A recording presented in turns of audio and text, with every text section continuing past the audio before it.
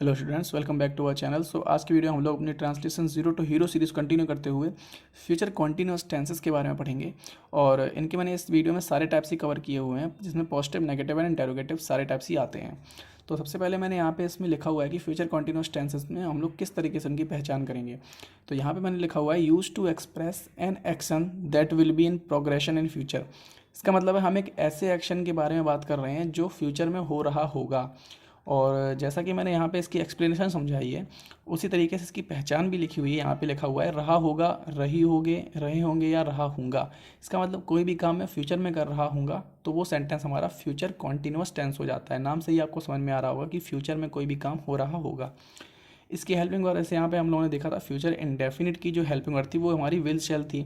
यहाँ पे future continuous में यहाँ पे बी और लग जाता है, इसलिए जो इसकी हेल्पिंग वर्ब होगी आई वी के साथ आप लोगों को पता है शेल लगाते हैं और उसके साथ हम बी और लगाएंगे क्योंकि यहाँ पे ये फ्यूचर कॉन्टिन्यूस है, और अदर्स के साथ विल बी लगाते हैं। स्ट्रक्चर यहाँ पे मैंने लिखा हुआ है कि subject plus will shall plus be, या तो विल बी या शेल भी लगाएंगे, प्लस V1 प्लस ING जरूर लगाएंगे कि यहाँ पे ये कॉन्टिन्यूस सेंटेंस है, और उसके बाद ऑब्जेक्ट का यूज़ करेंगे। तो सबसे पहले देखते हैं फर्स्ट सेंटेंस हम लोग किस तरीके से बनाएंगे। तो यहाँ पे मैंने आपको लिख रखा है कि फर्स्ट सेंटेंस में लिखा हुआ है मैं अपने भाई को पत्र लिख रहा हूँगा। तो मैं के लिए यहाँ पे आई लगाएंगे, और आई के साथ आप लोगों को पता है शेल लगता है, तो I shall be writing a letter to my brother. यानी कि आई के साथ मैंने हेल्पिंग और लगाई, यानी विल शेल में शेल लगाया, तो I shall be writing a letter to my brother. So ऐसे ही इस तरीके से सेकंड सेंटेंस बनाएंगे। यहाँ पे लिखा हुआ है दे वे अपने खेत जोत रहे होंगे, तो वे के लिए यहाँ पे हम लोग दे लगाएंगे, तो दे विल बी, क्योंकि यहाँ पे दे लगा हुआ है तो अदर्स के साथ हम लोग विल लगाते थे, तो दे विल बी। अब जोतना की होती है plough, PLOUGH, so they will be ploughing. अब अपने यानी कि उनके खेत, तो यानी कि प्लाइंग देयर, और देयर के माने आपको लोग पहले भी पिछले वीडियोस में ही बता चुका हूँ कि THERE अगर होता है तो उसका मतलब होता है वहाँ, और THEIR अगर होता है तो उसका मतलब होता है उनकी। So they will be ploughing their fields. तो इस तरीके से यहाँ पे ये सेंटेंस। सो नेक्स्ट सेंटेंस हमारा दिया हुआ है कल इस समय वर्षा हो रही होगी। तो यहाँ पे आप लोगों को बता चुका हूँ कि जब भी वर्षा वाले सेंटेंस होते हैं तो हम लोग इट से बनाते हैं। तो यहाँ पे इट से स्टार्ट करेंगे, इट, और साथ में हेल्पिंग और यहाँ पे हमारी विल आएगी, so it will be raining. अब यहाँ पे इस समय, रेनिंग एट दिस टाइम, इस समय के लिए एट दिस टाइम लगा दिया हमने। और कल, तो यहाँ पे कल के लिए जो हमारा पास्ट वाला कल होता है उसको हम लोग क्या बोलते हैं, टुमारो। जो आने वाला होता है उसको बोलते हैं टुमारो, और जो बीता हुआ होता है उसको हम लोग बोलते हैं येस्टरडे। तो यहाँ पे जो फ्यूचर की बात हो रही है तो फिर यहाँ पे हम लोग टुमारो का यूज़ करेंगे। तो यहाँ पे it will be raining at this time tomorrow. Next sentence हमारा तुम कल अपना पाठ याद कर रहे होगे, तो यहाँ पे तुम के लिए यू लगाएंगे, you will be learning your lesson tomorrow. तो इस तरीके से यहाँ पे हमारे ये सारे पॉजिटिव सेंटेंसेस बन गए। तो चलिए देखते हैं हम लोग यहाँ पे नेगेटिव और इंटेरोगेटिव सेंटेंसेस को किस तरीके से बनाएंगे। तो यहाँ पे मैंने कुछ नेगेटिव और इंटेरोगेटिव सेंटेंसेस लिख रखे हैं। तो सबसे पहला सेंटेंस है हम बाज़ार में खिलौने नहीं खरीद रहे होंगे। तो यहाँ पे नेगेटिव के लिए नहीं आ गया और वी आ गया, तो वी के लिए यहाँ पे शैल हेल्पिंग और लगाएंगे, तो वी शैल नॉट बी। जब बी लगाते हैं तो वो शैल बी के बीच में लगाते हैं, वी शैल बी नॉट नहीं लगाएंगे, वी शैल नॉट बी लगाएंगे। So we shall not be buying, क्योंकि खरीदना की बाई होता है, तो ING फॉर्म क्या हो जाएगा, buying. We shall not be buying the toys in the market. We shall not be buying the toys in the market. Next sentence है हमारा क्या मैं नई पुस्तकें खरीद रहा हूँगा। तो क्या आ गया, इसका मतलब मैंने आप लोगों को बताया था कि क्या जब भी आता है सेंटेंस में तो हम लोग हेल्पिंग वर्ड से उसकी स्टार्टिंग करते हैं। तो क्या मैं, अब यहाँ पे आई वी के साथ शेल लगाते हैं, इसलिए यहाँ पे जो पहले हेल्पिंग वर्ड आएगी वो शेल आएगी, तो shall I B buying new books. इस तरीके से सेंटेंस बन जाएगा। नेक्स्ट सेंटेंस हमारा है, क्या तुम बाजार से कुल्हाड़ी खरीद रहे होगे। तो तुम आ गया, इसका मतलब हेल्पिंग और यहाँ पे विल लगाएंगे। So will you B buying an x.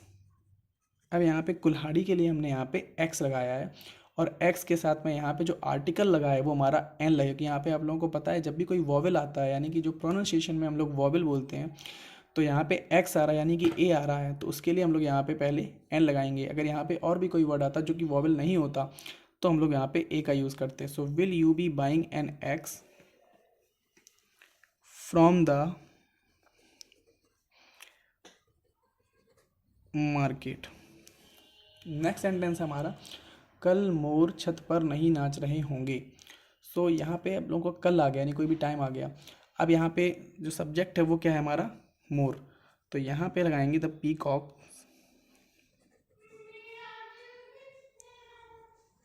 The peacocks will not B dancing on the roof, क्योंकि यहाँ पे छत के लिए हम लोग रूफ का यूज़ करेंगे। The peacocks will not B dancing on the roof. अब यहाँ पे कल की बात हो रही है। अब ये जो कल है हमारा, ये भी हमारा कल आने वाला कल है, इसका मतलब ये जो फ्यूचर वाला से, तो यहाँ पे इसके लिए टुमारो का यूज़ करेंगे। तो टुमारो की स्पेलिंग होती है TOMORROW। आप लोग स्पेलिंग 2-3 बार अगर बोल के याद करेंगे तो आप लोगों को स्पेलिंग्स भी बहुत अच्छे तरीके से याद हो जाएंगी। तो यहाँ पे मैंने सबसे पहले सब्जेक्ट लिया तो द पीकॉक्स, उसके बाद हेल्पिंग वर्ब यहाँ पे विल लगा, और नेगेटिव सेंटेंस था तो हम लोगों ने यहाँ पे नॉट लगा दिया। तो the peacocks will not B dancing on the roof tomorrow. Next sentence है हमारा, प्रेम दिल्ली नहीं जा रहा होगा। तो यहाँ पे सबसे पहले स्टार्टिंग करेंगे प्रेम से। तो प्रेम will not be going to Delhi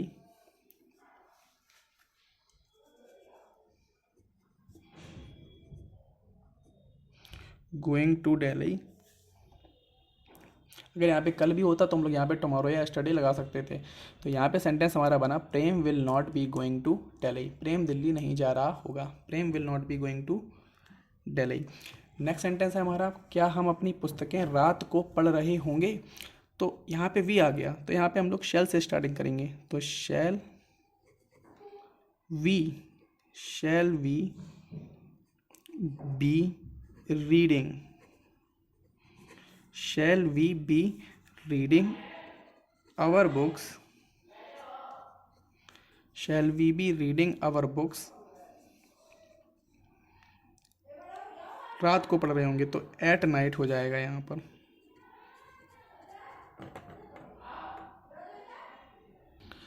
तो जो सेंटेंस हमारा बना हुआ है, shall we be reading our books at night, इसका मतलब शैल लगाया, उसके बाद हमने वी लगाया, और बी हमारा हमने बताया सब्जेक्ट के जस्ट बाद लगाते हैं, और अगर नेगेटिव होता है तो उसके बाद नॉट प्लस बी लगाते हैं। तो shall we be reading our books at night.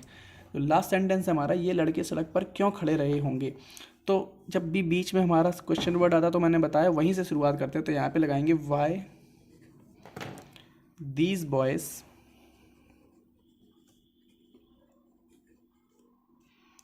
B, क्योंकि सब्जेक्ट के बाद हमने बी लगाया, तो Y these boys be standing on the road. तो यहाँ पे अपने सेंटेंस कैसे बनाया, सबसे पहले मैंने यहाँ पे वाई लगा, उसके बाद यहाँ पे जो सब्जेक्ट था सब्जेक्ट लिखा, उसके बाद बी लगाया, उसके बाद वर्ब की ING फॉर्म लगाई, और उसके बाद यहाँ पे हमने ऑन द रोड लिखा।